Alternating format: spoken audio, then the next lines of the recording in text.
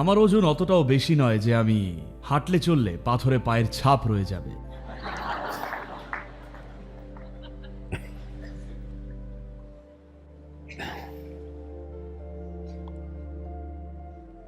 জানেন, এই সংস্কৃতিতে, এই সভ্যতায় মানবদেহের প্রতি আমাদের আগ্রহ শুধুমাত্র দৈহিক গঠনের ওপরে ছিল না, বরং ছিল দেহের শক্তিতন্ত্রের গঠনের জন্যও। যোগে বলা হয় রক্তমাংসের ভৌত শরীর যেমন আছে তেমনই আছে মনের শরীর আর শক্তি শরীরও, প্রাণময় কোষ সেটার নাম। তো প্রাণময় কোষ নানান রকমের হতে পারে। এর মোট ৭২,০০০টি নাড়ির মধ্যে এমনকি যদি ২০% সামান্য বেশিও সক্রিয় থাকে, আপনি বেশ ভালোই বাঁচবেন। আপনার কোনো সমস্যা আছে বলে কারোর মনেই হবে না। এতটাই দারুণভাবে এর গঠনটা বানানো হয়েছে, ২০% নম্বর পেলেও পাশ করে যাবেন। একটা ঘটনা বলি। শঙ্করন পিল্লাই একটা পরীক্ষা দিচ্ছিলেন আমেরিকা যুক্তরাষ্ট্রে, আর উনি একটা এন্ট্রি লেভেল পরীক্ষা দিচ্ছিলেন অঙ্কে এমএসসি করার জন্যে। কিন্তু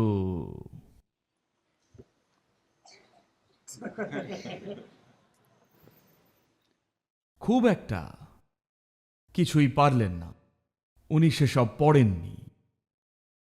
তো যখন পরীক্ষার খাতাটা জমা দিলেন, তাতে একটা $১০০ বিলও জুড়ে দিলেন ওই খাতার সাথে, আর লিখলেন প্রতি নম্বরের জন্য $১।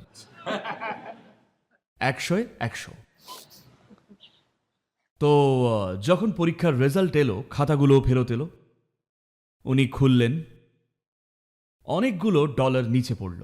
উনি একটাই বিল দিয়েছিলেন, কিন্তু এখন অনেকগুলো নোট ঝরে পড়ল। উনি সেগুলো কুড়িয়ে দেখলেন $৭৩, আর বাকিটা নাম্বার।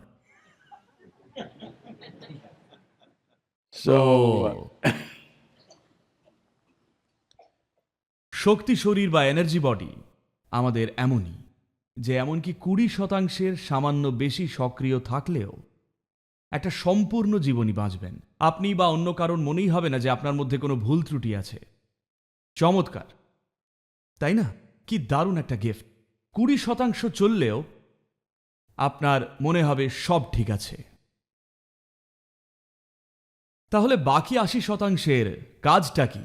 মোট যে ৭২,০০০টি নাড়ি রয়েছে, বাকিগুলোর কাজ কি? এর অনেক অনেক ব্যাপার রয়েছে, সব আর বললাম না, শুধু পা নিয়েই বলা যাক।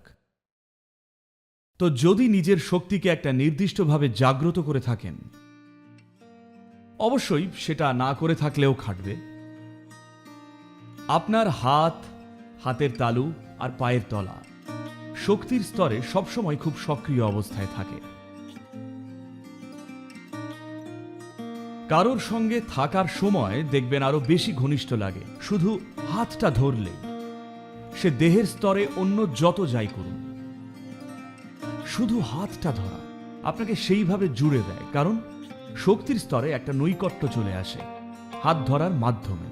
আসলে যখন কাম ইচ্ছা থাকে তখন যৌনতা থাকবে, কিন্তু ভালোবাসা থাকলে তখন সাধারণত হাতটাই ধরেন, ঠিক? কারণ এইসব নিয়ে এত কিছু না জানলেও সহজাত বোধ থেকেই জানেন, এইভাবেই সবচেয়ে ঘনিষ্ঠতা অনুভব করেন। এই কারণেই এই সংস্কৃতিতে কাউকে সম্বোধন করলে এইভাবে করি। দুহাত জড়ো করাটা দারুণ কাজ করে। কিন্তু আপনি ২০ পেলে, মাফ করবেন, মানে ২৭% পেলে, আপনি যদি মোটামুটি ৯০-এর বেশিতে থাকেন বা ১০০% বা বলা যাক অন্তত ৯০-এর বেশি, তখন আপনার হাত আর পায়ের তালুর ক্ষমতা একেবারেই অন্যরকম হবে।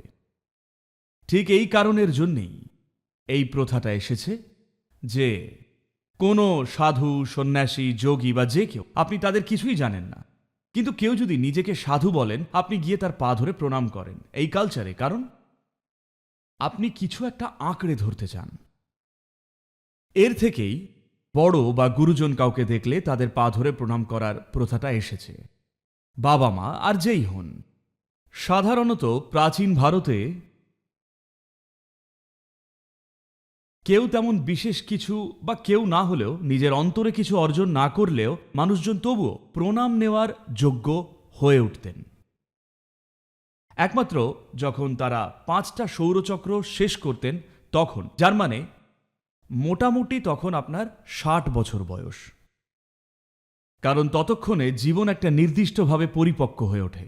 আপনার শক্তিগুলো শরীরের নির্দিষ্ট কিছু কিছু অংশ থেকে বেরিয়ে পড়েছে, আর আপনার হাত ও পায়ে একটু বেশি ঘন হয়ে উঠেছে।